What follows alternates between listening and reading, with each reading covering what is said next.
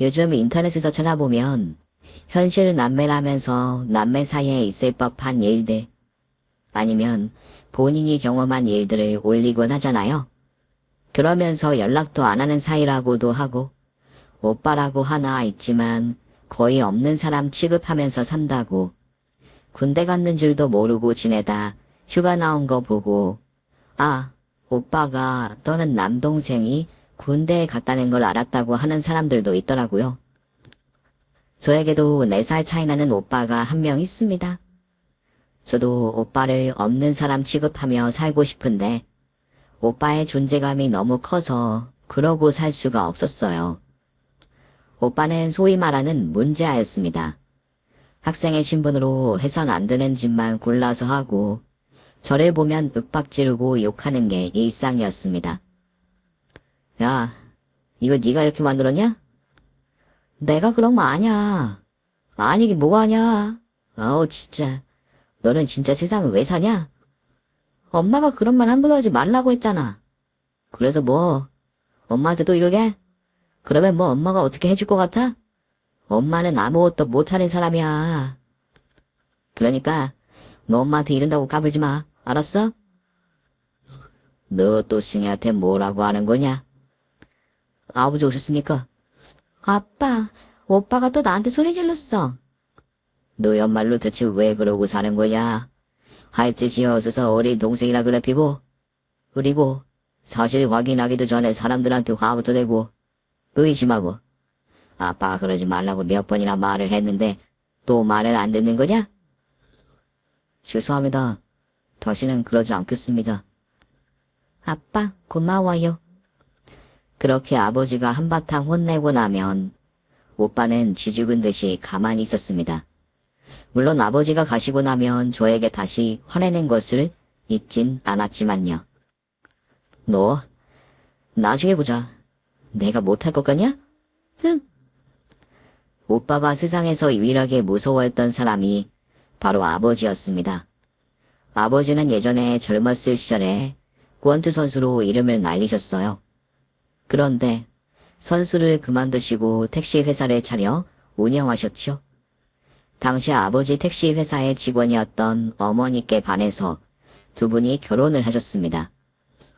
선수 생활은 그만두셨지만 여전히 아버지의 주먹은 강했고 오빠는 그걸 알았기 때문에 아버지라면 꼼짝을 못했습니다.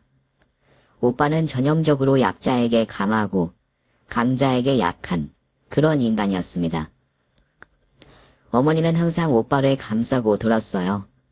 애가 아직 어려서 뭘 모르는 거다.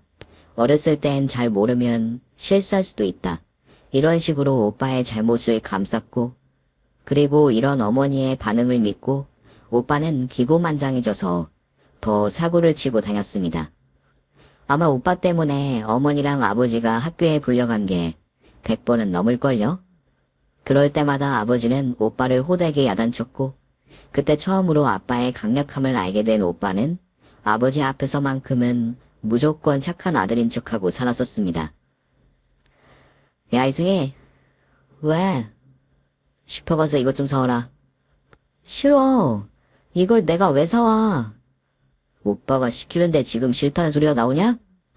너 미쳤어? 싫어. 그리고 이건 우리 같은 청소년한테는 절대 팔지 않는 거잖아. 신분증 있냐고 물어볼 거란 말이야. 어쨌든 이건 우리가 살 수 없는 건데 오빠는 왜 자꾸 이런 심부름을 시키려고 하는 거야?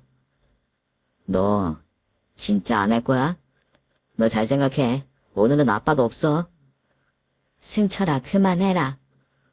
엄마, 오빠가 또 이상한 거 사오려고 심부름 시켰어. 오빠가 승희 괴롭히려고 그런 거 아니야. 이해하지? 어머니는 늘 이런 식이었습니다. 하지만 아버지는 달랐죠. 이승철, 너 이리 와서 앉아라. 이번엔 오토바이를 샀다고? 아닙니다, 아버지. 제가 아니라 제 친구 오토바이입니다. 내가 다 확인했어. 감히 학생 주제에 오토바이를 사. 너 오토바이 산 돈은 어디서 났어? 또 회사 가서 뒤졌지? 엎드려라. 아버지, 정말 잘못했습니다. 한 번만 봐주십시오. 봐주는 글 없다.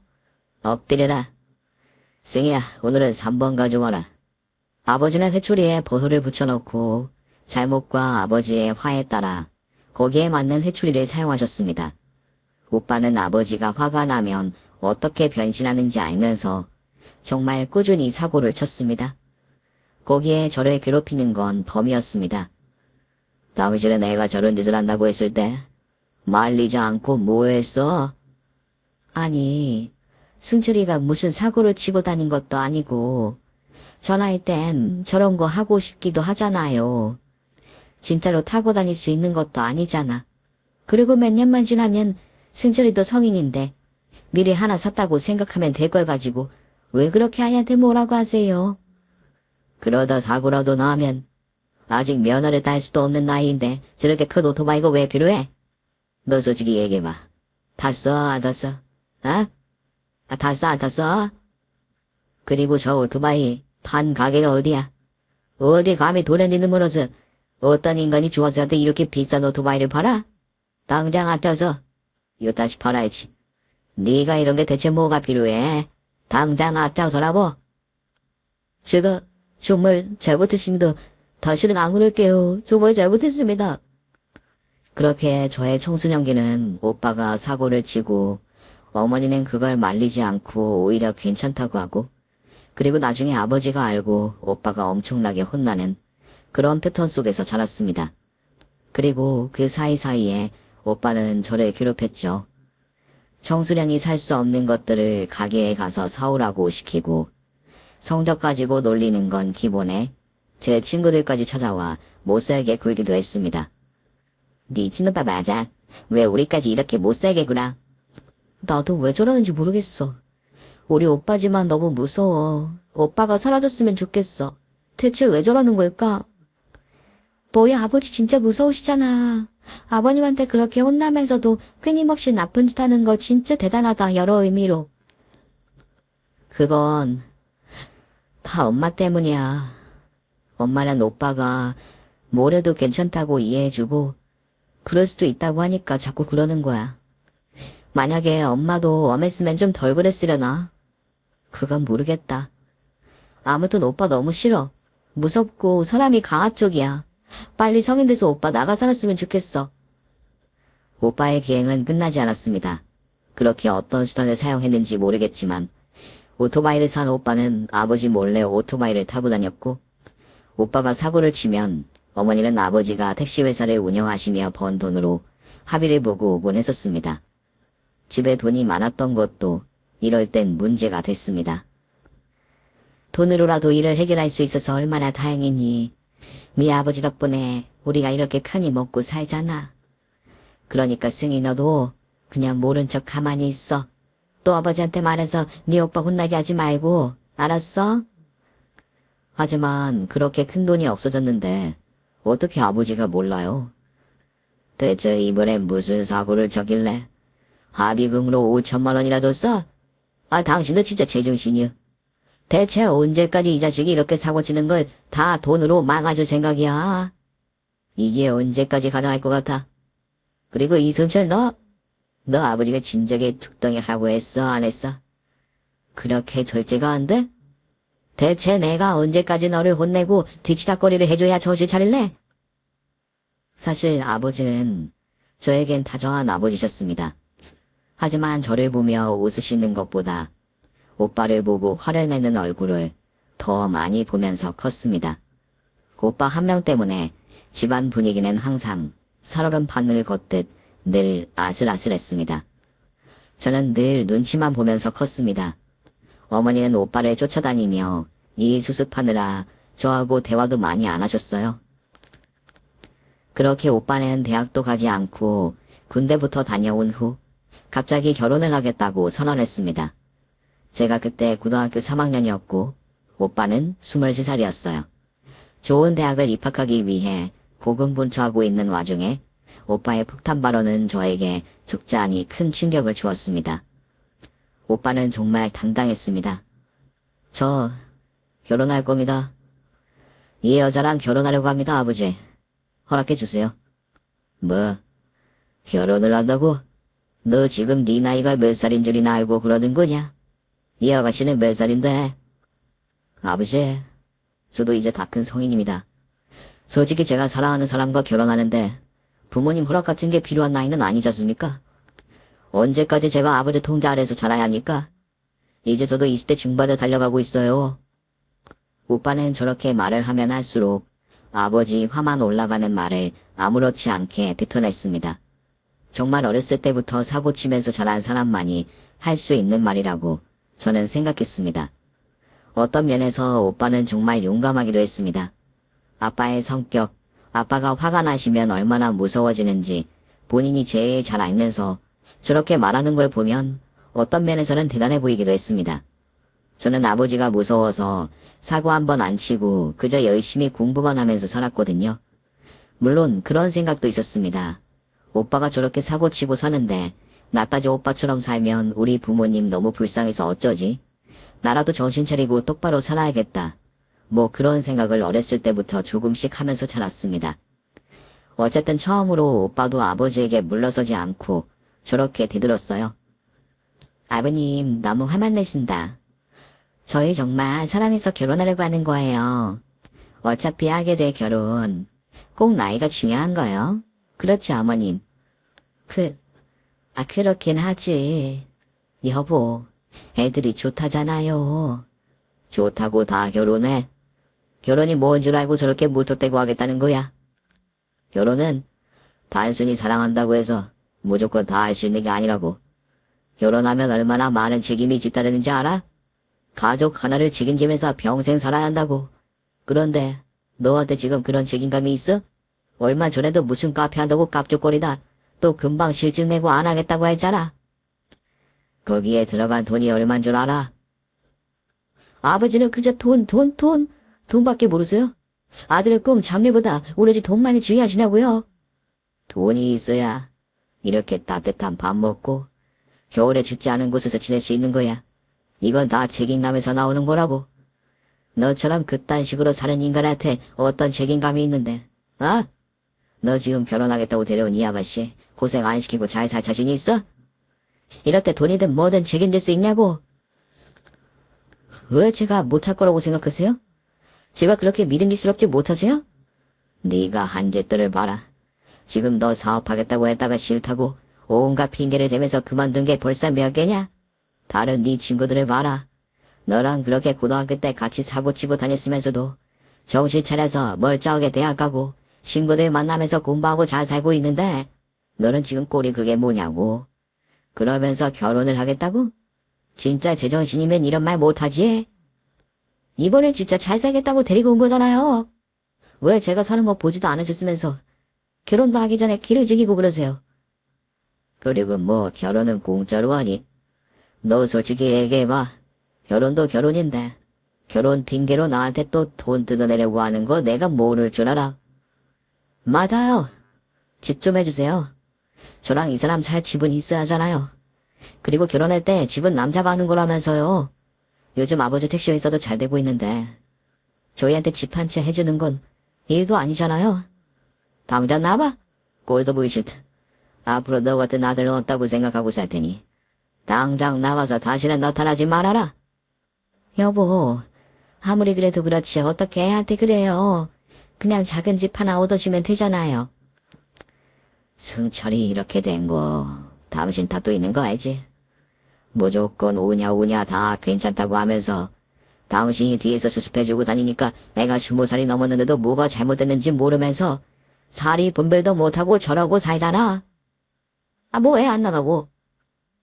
저는 너무 무서워서 방에 들어와 있었습니다. 방 밖에서 들리는 아버지와 오빠의 고함에 귀를 막고 빨리 이 시간이 끝나기 기다리고 있었습니다. 그런데 조용히 방문이 열리더니 오빠와 결혼하겠다고 찾아온 언니가 제 방으로 들어왔습니다. 아마 승희씨 반응 귀엽네. 아, 오빠한테 이름 들었어. 할 줄 아는 건 공부밖에 없다면서요? 오빠가 저러고 사는데 저라도 공부 열심히 해야죠. 뭐 틀린 말은 아니네요. 그런데 무슨 여자가 공대를 가겠다고 공부를 해요. 여자들은 경영학과 가는 거 좋아하지 않나? 다들 원하는 거 공부하려고 가는 거죠. 그러는 언니는 무슨 공부하고 있는데요? 나 보면 모르겠어요. 승철 오빠랑 결혼을 했는데 무슨 대학을 다니고 공부를 해요. 이렇게 뭐 잡았을 때 놓치지 않고 휘어잡는 것도 여자의 능력 중 하나예요. 그러고 보니 공대 가면 남자들 많을 텐데. 승희 씨도 연애는 많이 해볼 수 있겠다. 내가 어떻게 하면 돈 많은 남자 잡을 수 있는지 알려줄까요? 역시 여자는 남자 잘 만나 팔자 피는 게 최고지. 저 그런 거 필요 없어요. 그런데 아버님 사업이 정말 큰 거 같은데 그거 오빠랑 반반 나눠서 물려받을 건가? 아무리 그래도 승철 오빠가 장남인데 오빠 거 벌써부터 욕심내는 거 아니죠? 이상한 사람이었습니다. 밖에선 결혼 허락 못한다. 결혼할 거면 내 자식 하지 마라 하면서 아버지랑 오빠랑 언성을 높이고 있는데 이 언니라는 사람은 태평하게 제 방에 찾아와서 이상한 말이나 하고 앉아 있었습니다. 참고로 이 새언니의 첫인상은 당연히 여러 가지로 좋지 않았지만 짙은 눈썹 문신에 누가 봐도 맘 안 쌍꺼풀 수술이 인상적이었어요. 수술 기술도 점점 좋아지고 있는데 대체 어디서 수술을 한 건지 정말 흉했었습니다. 그런 무서운 얼굴로 와서 저런 말을 쏟아내니 어렸던 저는 당연히 당황할 수밖에 없었습니다. 아, 참고로 나는 21살이에요. 승희 씨는 고등학교 3학년 19살이죠? 어디 한번 정말 좋은 대학교 입학할 수 있는지 볼게요. 다음에 볼 수 있으면 봐요. 안녕. 윤자, 가자. 어디 안녕히 잘 사십시오. 아버지, 어머니. 아이고, 승철아. 가지 말고 기다려봐라. 여보, 해 가잖아요. 안 잡고 뭐해요. 저런 놈은 내 자식도 아니야. 내 자식은 승희야, 암령이야. 당신을 찾아오지 마. 그렇게 오빠는 나갔고 정말 집으로 찾아오지 않았습니다. 어머니께는 그래도 연락하지 않을까 생각했는데 오빠는 어머니한테까지 연락하지 않고 그렇게 살았어요. 저는 그동안 대전에 있는 공대에 합격했고 기숙사 생활을 하며 지냈습니다. 솔직히 오빠뿐만 아니라 부모님도 저에겐 조금 저를 숨막히게 하는 존재였습니다. 저에겐 다정하게 해주셔도 무서웠던 아버지, 오빠 편만 들고 오빠 쫓아다니기 바빴던 어머니, 그 속에서 숨죽이며 공부만 했던 저, 그렇게 기숙사 생활을 하며 하고 싶었던 공부를 신나게 하니 조금은 막혔던 숨통이 트이는 것 같았습니다. 그렇게 저는 학부를 졸업하고 학교 근처에서 살면서 석사 준비를 시작했습니다. 집엔 방학 때 잠깐 다녀온 게 전부였어요. 갈 때마다 부모님의 얼굴 주름이 조금씩 많아지는 것 같아서 속이 상했지만 세월의 흐름은 누구도 거역할 수 없는 거잖아요. 그러면서 저는 제 미래를 향해 조금씩 앞으로 나갔습니다. 그런데 어느 날 어머니께 연락이 왔습니다. 예, 승희야. 이번 주 주말에 집에 좀 올라올 수 있니? 집이요? 왜요? 주말까지 마무리해야 하는 보고서가 있긴 한데 급한 일이세요? 네 오빠가 세원이랑 집에 찾아온다는구나. 오빠가요? 아빠는요? 아빠도 오라고 했어요? 무슨 일인지 아버지도 허락하셨어. 너도 오면 좋을 것 같아서 전화했다. 알겠어요. 주말에 꼭 올라갈게요. 제가 휴학 없이 대학을 졸업하고 지금 석사 과정을 밟기까지 5년이라는 세월이 흘렀습니다. 이 시간 동안 오빠는 정말 연락 한 번 하지 않았었어요. 저는 말할 것도 없고 어머니도 오빠의 소식을 전혀 알지 못하고 지냈는데 갑자기 집에 찾아오겠다니 저는 겁부터 났습니다. 오빠랑 아버지랑 만나서 좋았던 적이 한 번도 없었잖아요. 특히 마지막에 오빠가 결혼하겠다고 찾아왔을 때 분위기는 정말 무서웠었거든요. 그런데 오빠가 몇 년 만에 먼저 연락해서 찾아오겠다니 저는 이번에도 오빠가 아버지를 화나게 할 말을 하려고 찾아오는 거라고 생각했습니다. 늦게까지 보고서를 쓰느라 늦잠을 잤습니다. 그래서 집에 도착 예정 시간보다 늦게 도착했고 너무 무서워서 덜덜 떨면서 집에 들어가니 세상에 제가 생각했던 그 분위기와 완전히 정반대의 분위기가 연출되고 있었습니다. 아이고 그놈 아주 눈이 우리 승철이하고 빼다 맑았네. 그래 내가 하렘이다. 어이구. 오빠가 아이를 낳고 부모님을 찾아온 겁니다. 승희 언니? 오빠. 진짜 오랜만이네요. 언니도 안녕하세요. 올케 오랜만이야. 지금 석사 준비한다며? 네. 올케는 정말 공부가 체질인가 보다. 우리 아기도 고모 머리 닮아서 똑똑히 할 텐데. 고모요? 고모라는 말은 저에게 너무나 어색한 말이었습니다. 아이를 낳고 아버지 생각이 정말 많이 났습니다. 아버지도 저를 이렇게 귀하게 키워주셨을 텐데 그런 것도 모르고 저는 그저 아버지 원망만 했습니다. 아버지, 이렇게 못난 아들을 이제는 용서해 주십시오. 저 정말 착실하게 잘 살겠습니다. 이제 아버지 화나게 하고 실망시키는 일 절대 없을 거예요. 이제 제대로 아들 역할을 하면서 살겠습니다. 네가 아들을 낳더니 이제야 정신을 차렸구나. 그래, 지금까지 무슨 일 하면서 어떻게 살았어? 응? 정말 아버지께서 말씀하셨던 그 책임감이 엄청나게 저를 압박했습니다. 너 한 몸뚱이 살리는 거야 어떻게든 하겠는데 이제는 제 사람이 있잖아요. 이 사람이 고생하지 않고 정말 저를 믿고 편하게 살았으면 좋겠는데 그 생각만 하면 밤에도 불안해서 잠이 오지 않았었습니다. 내가 잘할 수 있을까? 아버지처럼 그런 남편이 될 수 있을까? 그래서 정말 일을 닥치는 대로 했습니다. 굶어 죽을 수 없잖아요. 처음엔 부모님 원망도 많이 했지만 살아보니 부모님이 그런 얘기를 괜히 하신 게 아니라는 생각이 들었어요.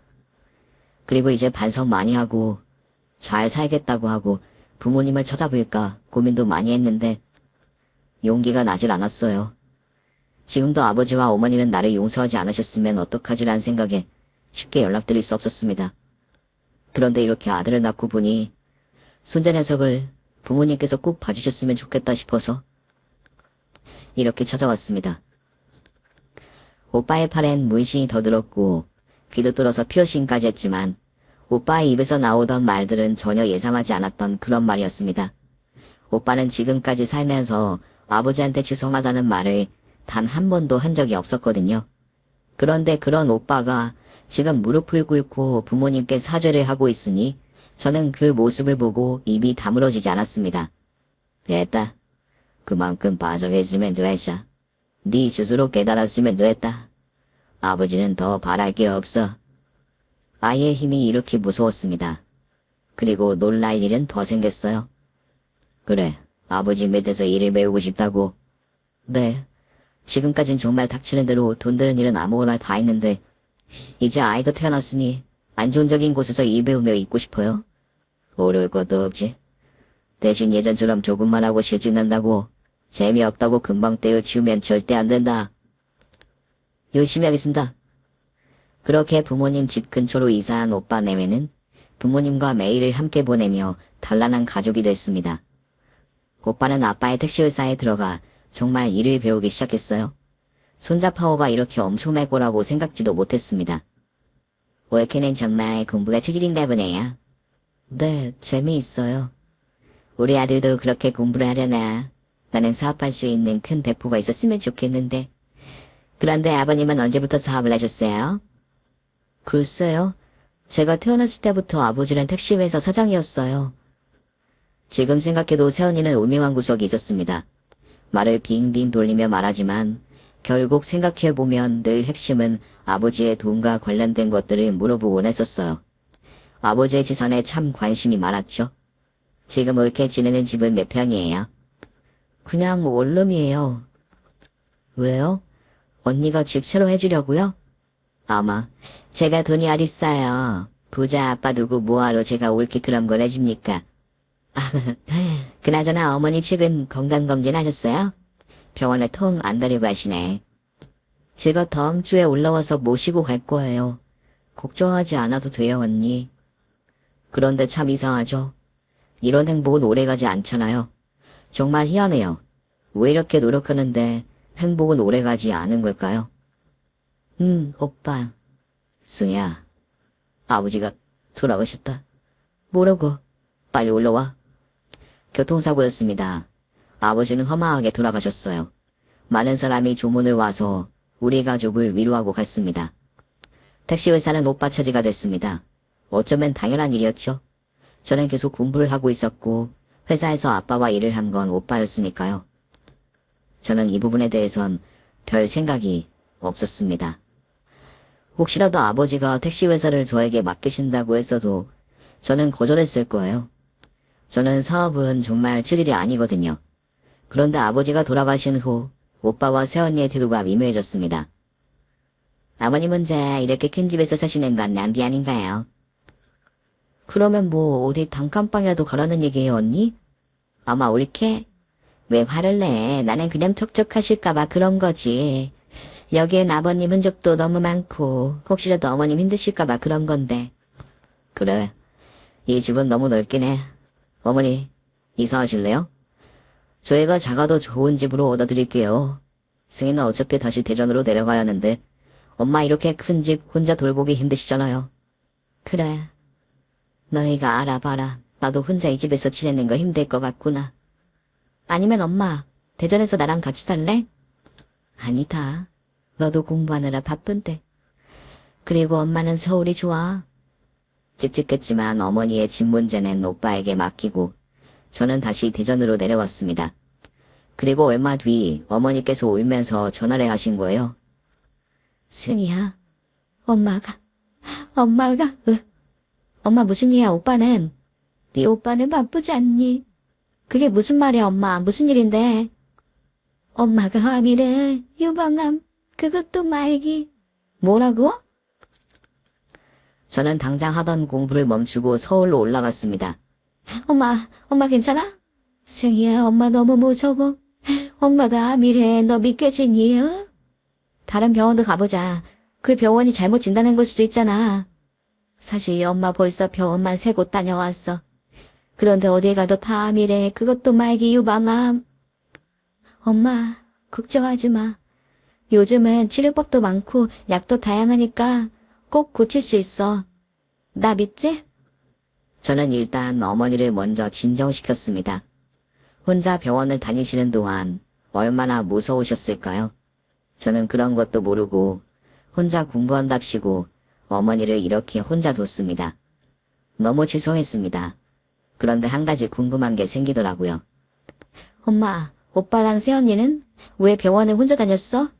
오빠나 새언니랑 같이 다니지. 아니면 나한테 바로 전화했으면 됐잖아.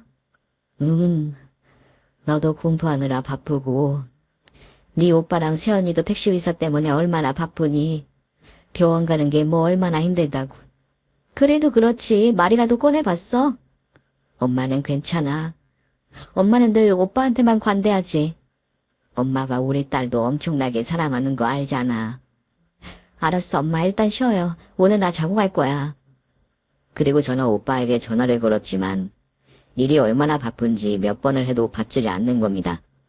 그래서 결국 새언니에게 전화를 걸었습니다. 언니, 저 승희예요. 아마 왜 이렇게 어쩐 일이야? 엄마가 많이 아프세요. 어머님이 아프시다고? 어디가 어떻게? 왜? 유방암이고 말기세요. 어머, 이를 어쩐다. 마치 다른 사람의 얘기를 듣는 것처럼 저렇게 반응하는 새언니가 이상했습니다. 언니, 제대로 얘기 듣고 있는 거 맞아요? 들었어. 어머님 유방암 말기시라며. 그런데? 엄마 치료해드려야 하잖아요. 같이 병원비 수술비 내야죠. 어머나, 어머님 보험 없으셔? 보험에서 진단비랑 다 나오잖아. 그리고 옳게 우리도 먹고 살기 빠듯해요. 뭐 세상은 다 돈이 많나? 다른 사람도 아니고 오빠 엄마인데 언니는 무슨 말을 그렇게 정없게 해요. 당연히 자식된 도리로 어머니 치료비는 물론 간병까지 다 해야죠. 그건 옳게가 알아서 해야 한다고 봐. 우리는 아버님이 물려주신 회사 운영하는 것도 빠듯해서 말이야. 그러면 끊을게. 그 뒤로 오빠와 새언니는 제 번호까지 차단하고 어머니가 아프신데도 찾아오지도 괜찮냐고 연락 한번 하지 않고 지냈습니다. 제가 이럴 줄 알았어요. 아버지 돌아가시고 회사도 본인 거 되니까 이제 또 눈에 뵈는 게 없는 거죠. 그렇게 어머님은 1년 정도 투병 생활을 하신 끝에 돌아가셨습니다. 저는 어머니가 돌아가시기 며칠 전 택시 회사를 찾아가 한바탕 뒤집어 엎어놓고 왔습니다. 넌 역시 아빠 말대로 사람도 아니야. 엄마 저렇게 아프신데 어떻게 한 번은 안 찾아와? 바쁘면 전화라도 해야 할 거 아니야. 내 번호 차단하면 다 끝날 줄 알았어? 두고 봐. 오빠 아마 죽는 그 순간까지 이따위로 산 거 후회하게 될 거야. 네가 이러면 아이고 내가 잘못했네 하면서 뭐 무서워할 줄 알았냐? 아니, 그냥 오빠 후회하라고 찾아온 거야. 아버지가 운영하실 때보다 회사 규모도 작아졌네? 이러다 조만간 없어지는 거 아니니? 야, 왜? 불렀으면 말을 해. 저는 직원들 보는 앞에서 있는 대로 오빠에게 소리를 질렀고 저의 이런 기세에 놀란 오빠는 주춤주춤거리더니 꺼지라며 사무실로 들어왔습니다. 그게 며칠 전이었는데 어떻게 또 소식을 들었는지 오빠랑 새언니가 장례식장에 나타났습니다. 양반들은 못되네.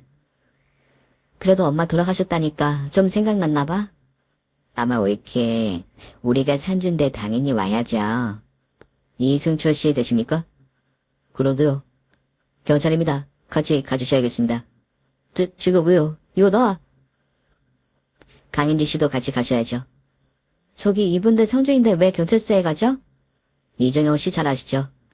네, 돌아가신 저희 아버지이신데요. 이분들이 아버님의 죽음과 깊게 연관되어 있습니다. 가시죠. 네. 저는 믿을 수가 없었습니다. 대체 누가 이 사실을 믿을까요? 어머니가 돌아가신 장례식장에서 아들이 아버지를 그렇게 만든 범인으로 붙잡혀 가다니. 당신들 무슨 말을 하는 거야? 내가 무슨 잘못을 했다고? 이거 안 나? 당신들 나한테 이런 짓 하고 구애할 거야. 나 놓으라고. 저는 잘못한 거 없어요. 다 이 사람이 꾸민 일이라고요. 범인이든 아니든 경찰서 가서 얘기합시다. 난장판도 그런 난장판이 없었습니다. 장례식장에 온 조문객들이 그의 소란을 다 받고 소문은 빠르게 퍼졌습니다. 아버지가 돌아가신 지 꽤 오랜 시간이 흘렀는데 이제야 범인이 밝혀졌습니다. 단순 사고로만 알고 있었던 일이 알고 보니 모두 오빠와 새언니가 돈에 눈이 멀어 꾸민 짓이었던 거죠. 그러면 경찰들은 왜 이제 와서 오빠와 새언니를 잡아간 걸까요? 그건 바로 어머니 때문이었습니다. 어머니는 오빠와 새언니가 아빠를 돌아가게 했다는 걸 이미 다 알고 계셨습니다. 그런데 여러분 아시잖아요. 어머니는 오빠의 일이라면 두 팔 걷어붙이고 무조건 오빠 편만 드는 거요. 이건 뭐 어렸을 때부터 어머니는 이렇게 살아오셨으니 그러려니 하고 저도 이제는 넘어갔어요. 그런데 이건 아버지의 죽음과 관련된 일이잖아요. 어쩜 어머니는 이것마저 이렇게 모르는 척 가만히 계시면서 아들만에 감쌀 수가 있었을까요? 돌아가시고 나서 유품 정리를 하는데 어머니께서 저에게 남기신 편지를 발견했습니다. 솔직히 읽고 싶지 않았습니다. 어머니의 마지막 얘기 궁금하지 않았습니다. 어머니는 마지막까지 오빠만을 위하다가 돌아가셨잖아요. 그런데 그건 궁금하더라고요. 어떤 심경의 변화가 생겨서 결국 어머니가 가지고 있던 모든 증거를 넘겨 오빠와 새언니가 제대로 벌을 받을 수 있게 한 걸까? 혹시 이와 관련된 내용도 있을까? 편지를 읽어봤습니다. 승희야, 엄마가 너에게 처음으로 편지를 쓰는 것 같구나. 이렇게 무관심한 엄마라서 엄마가 늘 미안하다. 네 오빠 승철이는 엄마와 아빠가 결혼 5년 만에 아주 귀하게 얻은 자식이다. 당연히 우리 승희도 엄마의 귀한 자식이야. 이 부분에 대해서 꼭 생각해 주었으면 좋겠다. 엄마는 한 번도 오빠를 더 사랑하거나 승희를 귀찮게 생각한 적이 없어. 그런데 너도 알잖니? 오빠가 사고를 너무 많이 치고 다녔잖니? 나는 그게 엄마와 아빠의 관심이 부족해서 그렇게 사고를 치고 다니는 거라고 생각했었어. 그래서 원하는 말 해주고 학교에서 공부 열심히 하는지 보러 더 자주 가고 말도 더 많이 걸어주면 애가 괜찮아지지 않을까 생각했다. 너와는 너무나 정반대 상황의 오빠라 네가 그렇게 외로워하는 줄도 모르고 오빠를 더 신경 썼다. 아이를 낳고 왔을 땐 정말 얘가 정신을 차렸다고 생각했어. 일도 열심히 하고 나와 아버지에게 용돈도 주고 우리 승철이 덕분에 여행도 다니고 그랬었잖니. 그런데 정말 사람은 쉽게 그 천성이 변하지 않더구나. 승철이와 승철이 섹시가 하는 얘기를 들었어. 네 아버지를 곤란하게 만든 다음에 택시 회사를 차지하자고 하더구나. 나는 처음에 아이들이 하는 얘기를 믿지 않았다. 내가 잘못 들은 거라고 생각했어. 그런데 어느 날부터 다시 승철이와 아버지가 싸우기 시작하더니 일이 이렇게 됐다. 나는 어떻게 해야 할지 전혀 알지 못했어. 남편을 잃었다는 슬픔과 아들을 지켜야 한다는 두 가지 선택지에서 속 시원하게 그 무엇도 선택하지 못하고 절망했다. 내가 이렇게 형편없는 아내고 엄마였나? 자괴감이 들었어. 그리고 병을 얻었다. 승철이는 내가 증거를 갖고 있다는 걸 전혀 몰랐다. 그리고 나도 내가 이걸 경찰에 넘길 날이 올까 막연하게 생각했는데 역시나 진작에 경찰에 맡기는 게 나았다는 게 엄마의 생각이다. 미안하다, 승희야. 엄마가 이렇게 형편없는 사람이라서. 엄마는 이런 사람이야. 비겁하고 뭘 우선으로 둬야 하는지도 모르는 사람이었어. 그런데 그런 생각이 들더라. 예전처럼 덮어놓고 모른 척하고 다 괜찮다고 하면 정말 다 괜찮은 건가? 네 아버지의 억울함은 누가 풀어주지? 아버지는 승철이를 믿고 회사를 맡겼는데 승철이는 배은망덕하게 더 많은 걸 욕망하고 그게 원하는 대로 되지 않자 아버지를 그렇게 만들었어. 이게 나 혼자 모른 척 가만히 있는다고 해결될 일인가? 아니지 않니? 그래서 엄마는 결심했어. 죄를 지었으면 제대로 된 죄값을 받아야지. 어려서 철이 없어서 그랬다고 하기엔 네 오빠는 이미 너무 세상을 많이 알아버린 어른이었어. 그래서 내 몸 상태가 좋지 않은 걸 알고서 바로 경찰서로 갔다. 그리고 엄마가 부탁했어. 아이들을 내 장례식장에서 데려가 달라고. 내가 보는 그 앞에서 아이들을 데려가라고 부탁했는데 정말 내 장례식장에 경찰들이 와서 승철이와 윤지를 잡아갔니? 그랬어야 했는데. 승희야, 너는 정말 엄마에겐 너무 완벽한 딸이었다. 엄마가 너에게 그러지 못한 게 너무 미안할 뿐이야. 많이 충격받았지. 이제 우리 승희 혼자서 이 세상을 살아봐야 하는데 엄마가 많은 걸 가르쳐주지 못해서 너무 미안하다. 그래도 괜찮아. 승희는 잘할 수 있어. 엄마가 늘 지켜보고 지켜줄 거야. 내 딸, 우리 승희. 엄마 없어도 너는 잘 살아야 한다. 알았지? 제가 어머니의 편지를 읽고 제일 먼저 들었던 생각은 엄마는 어떤 면에서 참 이기적이구나 라는 생각이었습니다. 그리고 얼마나 많은 고민을 하고 경찰에게 어머니께서 가지고 있던 그 증거를 넘겼는지.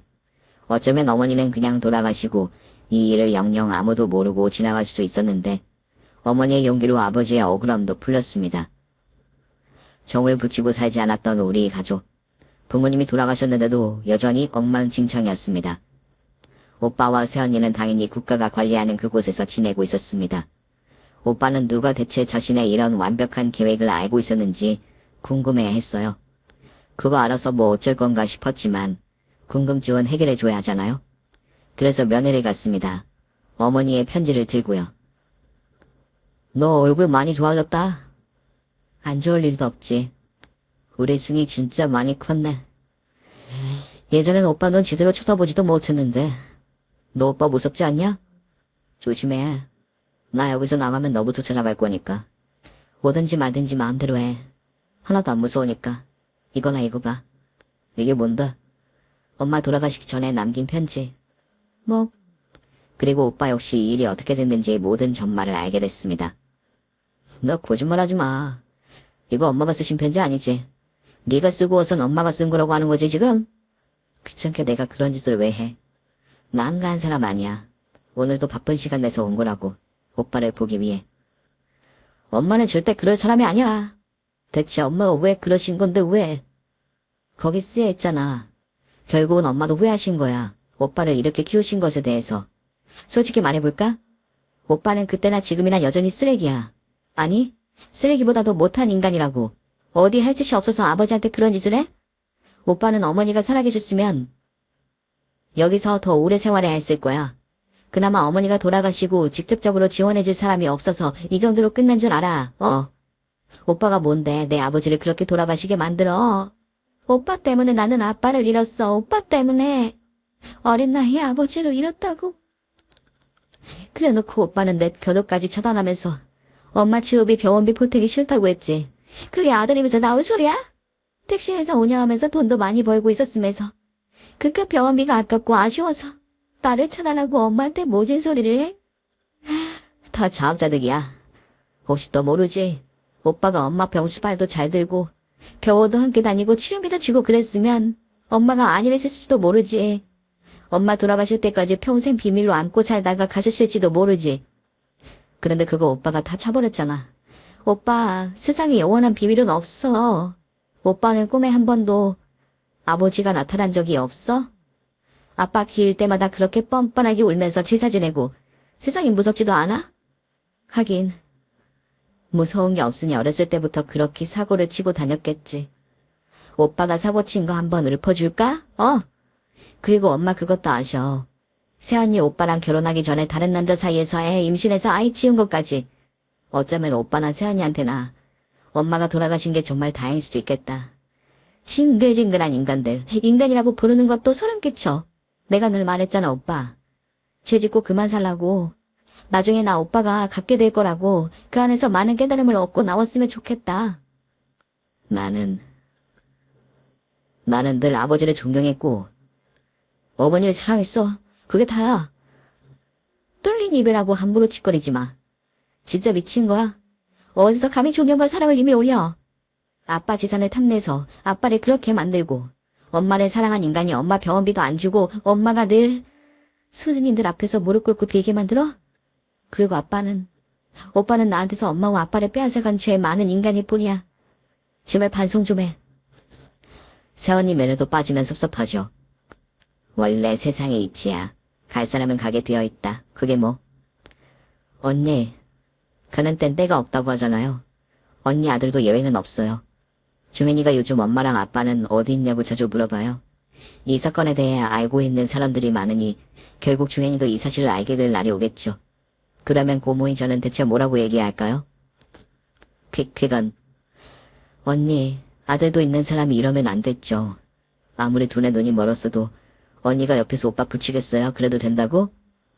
지금 그 와중에 네 오빠라고 편드니? 아니요, 미쳤어요. 오빠 편을 들게.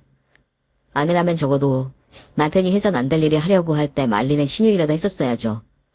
아무튼 이곳에서 나오는 날엔 새로운 사람이 돼서 나왔으면 좋겠네요. 그래야 아들을 볼 낯도 있고, 안 그래요? 저는 일단 석사학위까지 따고 서울로 올라왔습니다. 처리해야 할 일들이 너무 많았거든요. 일단 이 난리가 난 집구석 정리를 해야 했고, 그 다음은 아버지의 회사를 어떻게 하냐는 거였어요. 저는 정말 공부만 하고 자라서 이런 운영에 대한 건 하나도 몰랐거든요. 하지만 제가 잘하는 게 있잖아요. 바로 공부와 미친 스택력.